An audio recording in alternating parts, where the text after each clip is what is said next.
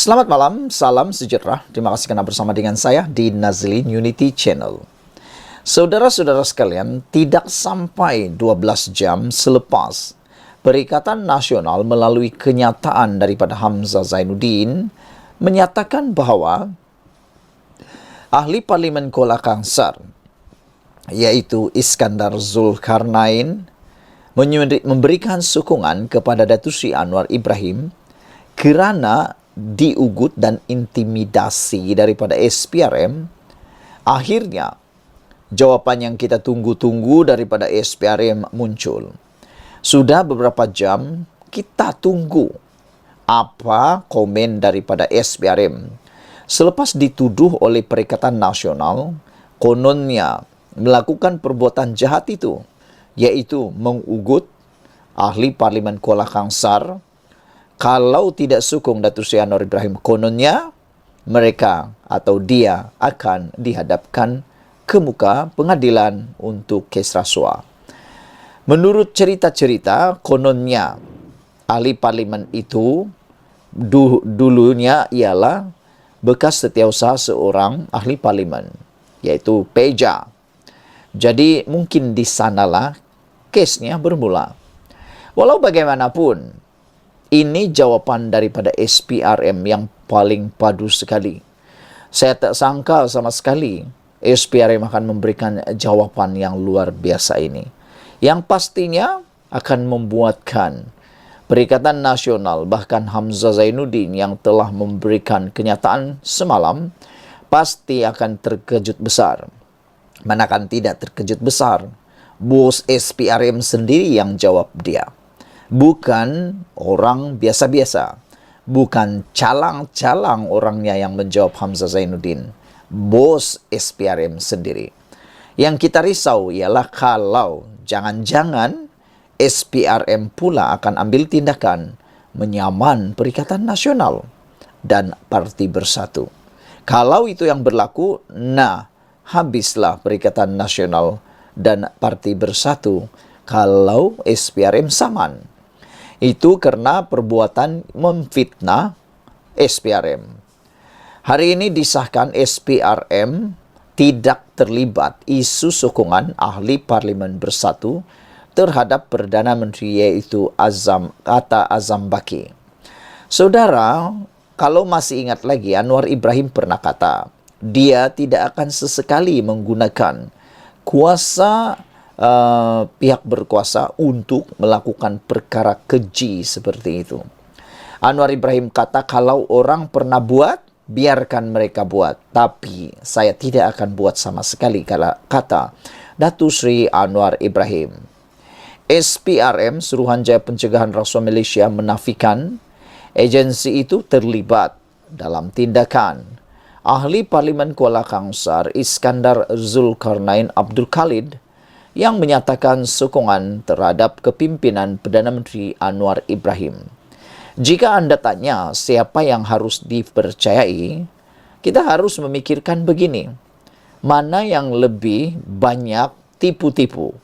Ahli politik atau SPRM? Anda tahu jawapannya. Anda pasti tahu jawapannya. Kerana SPRM, saya yakin mereka menjalankan tugas dengan penuh integriti, tanpa ada pilih kasih, profesional dan menjunjung ke bawah Duli Yang Maha Mulia di Pertuan Agong. Saudara-saudara sekalian, sebaliknya Ketua Pesuruhjaya SPRM Azam Baki berkata, dakwaan bahawa pihaknya cuba menakut-nakutkan ahli Parlimen Perikatan Nasional itu supaya menyokong kerajaan bertujuan untuk mencemarkan nama baik agensi itu. Kenyataan Ketua Pembangkang yang mendakwa kita terlibat dalam keputusan ahli Parlimen Kuala Kangsar adalah berniat jahat dan cuba memburukkan imej SPRM, kata beliau. Hakikatnya, kami tidak ada kena-mengena dengan kenyataan yang dibuatnya, kata Azam Baki seperti yang dilaporkan di dalam The Star hari ini. Azam Baki berkata, siasatan atau demikian, Azam Baki berkata demikian Susulan dakwaan Setiausaha Agung Perikatan Nasional Hamzah Zainuddin bahwa SPRM mengugut Iskandar Zulkarnain supaya menyokong Anwar Ibrahim atau menghadapi pertuduhan rasuah di mahkamah. Semalam ketika saya menerbitkan isu ini, ada netizen kata, kenapa nak takut diugut kalau memang tak buat salah? Itu yang mereka tanya. Kalau Iskandar Zulkarnain betul-betul tak bersalah, tidak melakukan kesalahan, dia sepatutnya tidak perlu takut. Diugut macam mana sekalipun, dia tak patut membuat keputusan menyokong Anwar Ibrahim kalau dia tidak rasa bersalah.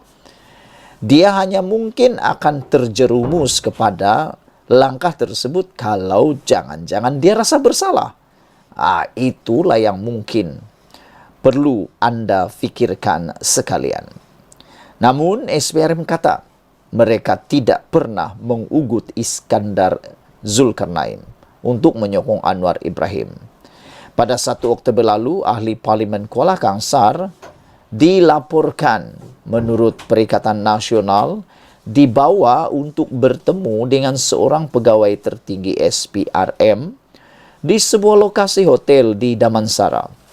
Dan kononnya diugut akan didakwa atas kesalahan rasuah sekiranya enggan menandatangani kenyataan media yang telah pun disediakan awal untuk menyokong kerajaan dakwah Hamzah Zainuddin. Nah, pertama sekali ialah soalan besar daripada Sabudin Husin dan juga para penganalisis politik dan pemerhati politik bebas. Mereka kata, kalau benar apa yang didakwa oleh Hamzah Zainuddin, tolong buat laporan polis. Mereka mohon Hamzah Zainuddin buat laporan polis. Mereka tidak percaya sehingga ada laporan polis. Kerana kata mereka, kalau hanya cakap-cakap kosong, semua pun boleh buat, kata mereka. Bahkan ada netizen berikan komen, nenek dan atuk aku pun boleh buat dakwaan kalau begitu, kata mereka. Mereka tunggu, netizen tunggu sejauh mana dakwaan Hamzah Zainuddin itu benar. Kalau benar, dia akan buat laporan polis atas ugutan tersebut dan pastilah ada siasatan yang akan dibuat. Tapi sehingga ke hari ini, sehingga ke jam ini, belum ada sebarang laporan polis dibuat oleh Hamzah Zainuddin. Pemimpin bersatu itu juga mendakwa kerajaan pada mulanya cuba merasuah Iskandar semasa satu perjumpaan di sebuah lokasi di Damansara pada 26 September yang lepas. Dakwa Hamzah Zainuddin, ahli parlimen berkenan, didatangi seorang taikun perniagaan bergelar Tan Sri yang dipercayai mempunyai hubungan rapat dengan Perdana Menteri.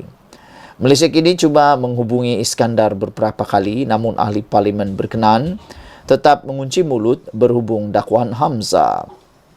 Sebelum ini, kerajaan perpaduan telah hilang majoriti 2/3 di Dewan Rakyat apabila Presiden Mudra yang juga ahli Parlimen Muar, Syed Saddiq Said Abdul Rahman menarik balik sokongan terhadap gabungan kerajaan.